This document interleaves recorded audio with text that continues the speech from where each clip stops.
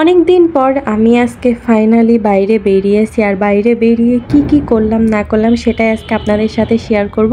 আসসালামু আলাইকুম, সবাই কেমন আছেন? আমি আল্লাহর রহমতে খুব ভালো আছি। আমার বোন হঠাৎ করে বিকালবেলার সময় আমাকে বলতেছিল যে বাইরে যাবে।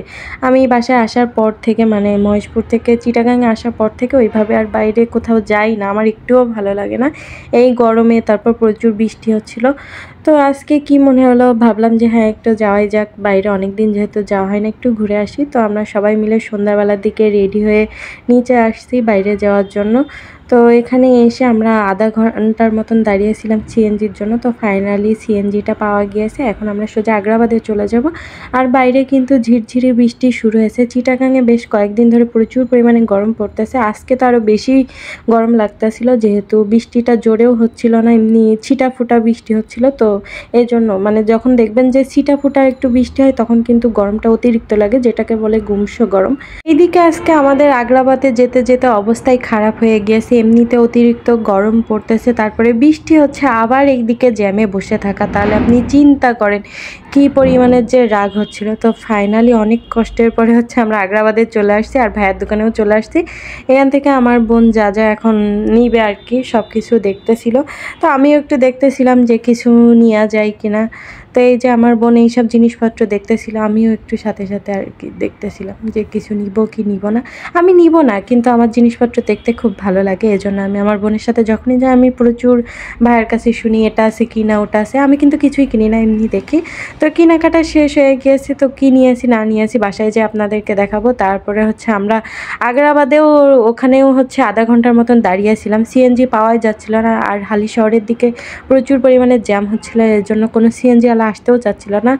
তো একজন রাজি হয়েছে, কিন্তু একটু ভাড়া বেশি নিয়েছে। তারপরে হচ্ছে আমরা আসছি, আর আসার সময় আমাদের পুরো অবস্থা খারাপ হয়ে গিয়েছিল। মানে মানে কি বলবো, এত পরিমাণে জ্যাম, যেসব জায়গায় জ্যাম হওয়ার কথাই না সেসব জায়গায় জ্যাম লেগেছে।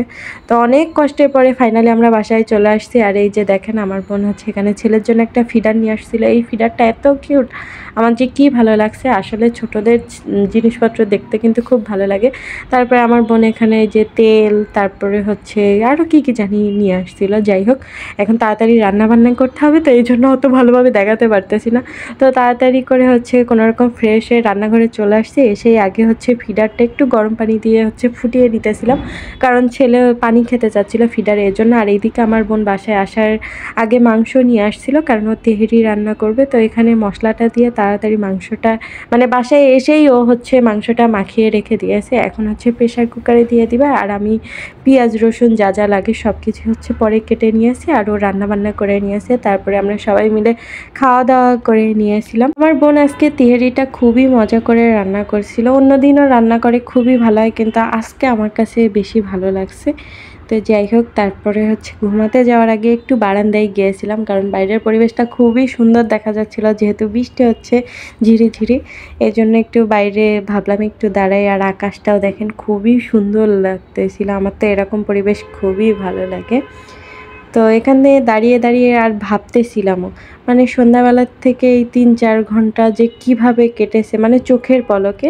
যখন দেখবেন যে অতিরিক্ত আপনি মানে কষ্টের ভিতরে, তারপর হচ্ছে অতিরিক্ত ঝামেলার ভিতরে থাকবেন, তখন কিভাবে সময় কেটে যায় কিন্তু টের পাওয়া যায় না। আজকে ওরকমই হয়েছে সন্ধ্যাবেলার থেকে আমাদের সাথে। তো ফাইনালি এখন আল্লাহর রহমতে একটু ফিরে আসি, তো এখন ঘুমাতে চলে যাব। তো আজকের ভিডিওটা এই পর্যন্ত, আর ভিডিওটা কেমন হয়েছে অবশ্যই কিন্তু কমেন্ট করে জানাবেন। আল্লাহ হাফেজ।